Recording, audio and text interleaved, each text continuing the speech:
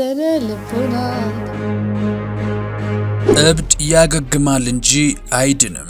ከንስሐ ነጠላ ወደ ትወርኪንግ፣ ከመዝሙር ወደ ካርዲቢ፣ የባምቢ ሀበሻ አስገራሚ የሁለት ዓለማት ጉዞ። እብድ ያገግማል እንጂ አይድንም። ይህ በባምቢ ሀበሻ አዳዲስ ቪዲዮዎች ስር የሚዘንበው የኮሜንት ማዕት ነው። በትላንትናው ንስሐ መላውን ሕዝብ ያስደመመችው ባምቢ ዛሬ በለቀቀቻቸው የዳንስ ቪዲዮቿ ዳግም የመነጋገሪያ አጀንዳ ሆናለች።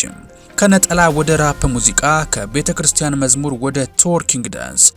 ባምቢ በእርግጥ ተለውጣ ነበር ወይስ የሁሉንም ሰው ቀልብ ለመሳብ የተሰራ ድራማ ነበር? ጉዳዩን ዘርዘር አድርገን ተመልክተነዋል። አጀብ የሚያስብል ትዝብታችንም አያይዘንበታል። አብራችሁን ስትቆዩ ሁሉንም በዝርዝር እናስደምጣችኋለን። እናንተ ብቻ እንደተለመደው ላይክና ሰብስክራይብ የሚሉ ነጭና ቀይ ቀለሞችን መታ እያደረጋችሁ አብራችሁን ጥቂት ስለቁም።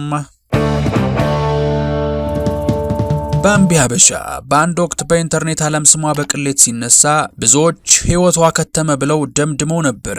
ጉዳዩ የዛሬ 2 ዓመት ገደማ እጅግ አነጋጋሪ የነበረ ሲሆን መነሻውም ከቀድሞ ባለቤቷ ጋር የነበራቸው ትዳር በከባድ ውዝግብ መፍረሱ ነው።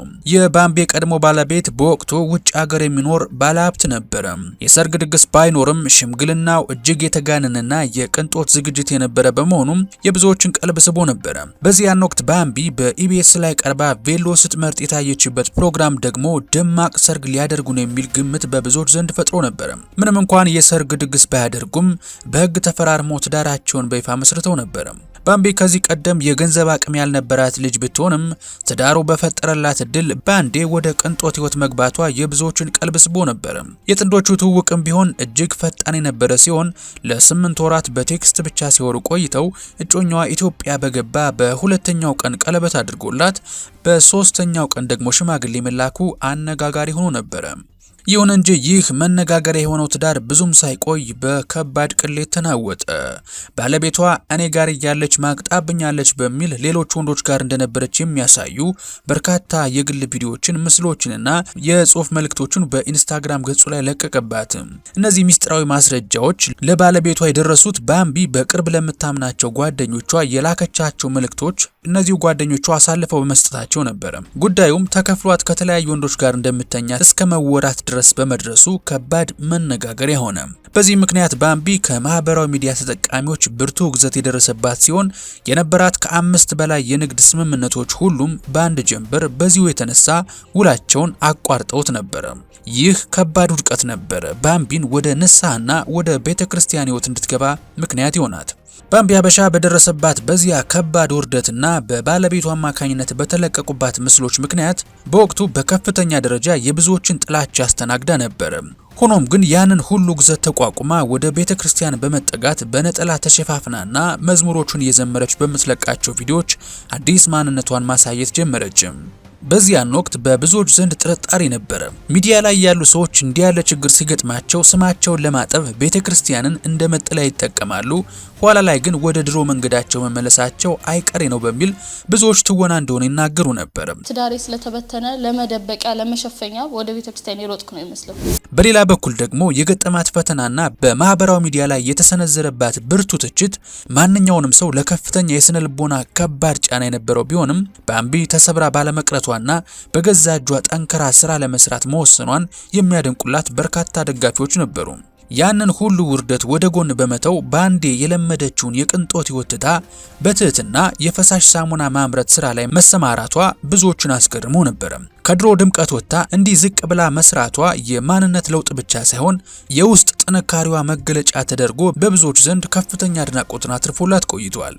ከዚህም በላይ ባምቢ በወቅቱ በነበራት መንፈሳዊ መነሳሳት ለበርካታ ቤተክርስቲያናትና ገዳማት ግንባታ የሚሆን ገንዘብ በማሰባሰብ ረገድ በንቃት ትሳተፍ ነበር። ይህ በጎ ተግባሯም የበርካታ የኦርቶዶክስ ተዋሕዶ ቤተክርስቲያን አባቶች እንዲያመሰግኗትና እንዲመርቋት ሆኗል።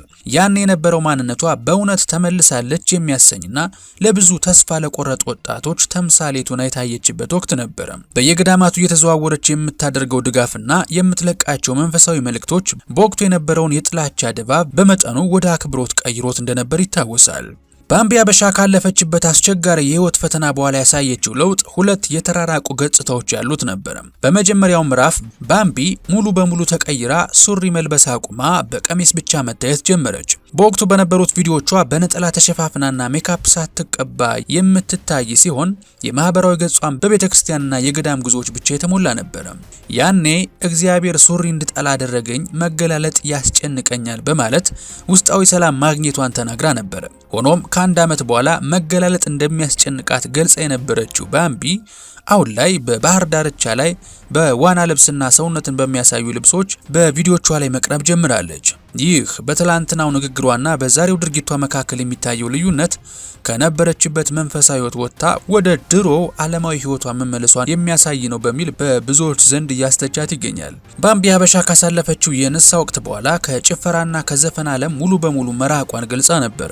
ከዚህ ቀደም ትጠቀምባቸው የነበሩ ዊድ፣ ሲጋራና የተለያዩ አደንዛዥ ኪኒኖችን እርግፍ አድርጋ መተዋን በመናገር ከቤተሰቧ ጋር በመሆን የፈሳሽ ሳሙና ስራ ላይ ትኩረት አድርጋ ትሰራ እንደነበር ይታወሳል። ይሁን እንጂ ከአንድ ዓመት በኋላ ሁኔታዎች ተቀይረው በገጿ ላይ ይለቀቁ የነበሩ የመዝሙር ቪዲዮዎች በነ ካርዲ ቢ ራፕ ሙዚቃዎች ተተክተዋል። በአሁኑ ወቅት ባምቢ በቪዲዮቿ ላይ ስትጨፍር የምትታይ ሲሆን ያኔ አፍርበታለሁ ወዳለችው የጭፈራ ሕይወት ተመልሳለች። ባምቢ ሀበሻ በንስሐ ወቅት በነበራት ቆይታ ወደ እምነቷ የመጣችው ትዳሯ ስለፈረሰ ሳይሆን ቀደም ብሎ በነበራት ውስጣዊ ፍላጎት መሆኑን አጽንታ ትናገር ነበረ። በዚያን ጊዜ መቅደስ አታርግሽ በሚሉ አስተያየቶች ትችት ሲሰነዘርባት ምላሿ ዝምታና ይቅርታ ብቻ ነበር። ይሁን እንጂ ከአንድ ዓመት በኋላ ሁኔታዎች ተለወጡ። በተለይ ደግሞ የኦርቶዶክስ ተዋሕዶ የትንሣኤ ጾም በገባበት ወቅት የጭፈራ ቪዲዮዎችን መልቀቋ ብዙዎችን አስቆጥቷል። እብድ ያገግማል እንጂ አይድንም የሚሉ ከባድ ትችቶች ሲሰነዘሩባት ባምቢ እንደ ድሮ ዝም ማለትን አልመረጠችም። ይልቁንም በቀጥታ ስርጭት ወይም ላይቭ ላይ በመቅረብ ራሷን ኃጢአቱን አምኖ ደጅ ላይ እንደወደቀ ቀራጭ፣ ተቺዎቿን ደግሞ በሰው ላይ እንደሚፈርዱ ፈሪሳውያን በመመሰል በድፍረት መከራከር ጀምራለች።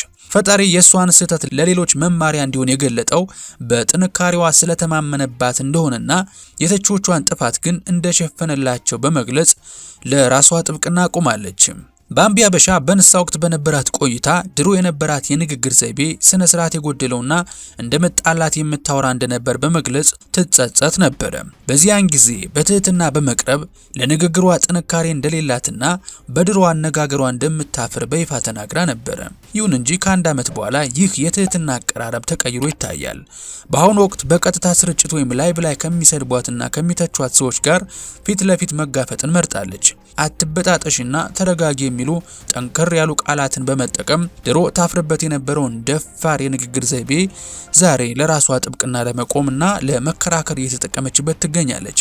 ባምቢ ሀበሻ ከደረሰባት ከባድ የህይወት ውድቀት በኋላ ተመልሳ መቆም የቻለች ጠንካራ ሴት መሆኗን ብዙዎች ይስማማሉ። ይሁን እንጂ ትላንትና ተጸጽቻለሁ፣ ተለውጫለሁ ስትል ከነበረው ንግግሯና ዛሬ ይህ የራሴ ነጻነት ነው በሚል በምታደርጋቸው ድርጊቶች መካከል ያለው ትልቅ ልዩነት ተከታዮቿን ግራ ማጋባቱን ቀጥሏል። አንዳንዶች ሰው በባህሪው ሁልጊዜም ተለዋዋጭ ስለሆነ አሁን ያለችበት ሁኔታ አይገርምም ሲሉ፣ ሌሎች ደግሞ ያ የንስሐ ጊዜዋ የሰዎችን ትኩረት ለማግኘትና ስሟን ለማጥራት የተጠቀመችበት ድራማ እንደነበር ይናገራሉ። ይህ በእሷ የቆየ ማንነትና በአዲሷ አኗኗሯ መካከል ያለው አለመጣጣም አሁንም ድረስ በማህበራዊ ሚዲያ ላይ ትልቅ የውይይትና የክርክር ርዕስ ሆኖ ቀጥሏል። እንግዲህ የባምቢ ሀበሻ ጉዞ ይህን ይመስላል። ባምቢ ትላንትና ዛሬ ላይ የቆመችባቸው ሁለት ጽንፎች ለብዙዎች ግራ የሚያጋቡ ቢሆንም ሌሎች ደግሞ ተሰብሮ አለመቅረት ትልቅ ትምህርት ነው እያሉ ከሷ ጎን የቆሙ ጥቂቶችም አልጠፉም። ታዲያ እንግዲህ እናንተስ የምንወዳችሁ በዚህ ጉዳይ ምን ትሉ ይሆን? ባምቢ ወደ ድሮ ማንነቷ ተመልሳለች ወይስ ይህ የራሷ የህይወት ምርጫ ነው?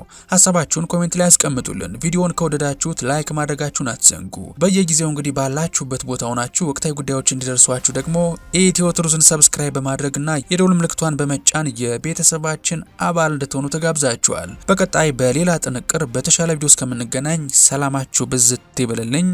ቸር ቆዩልኝ።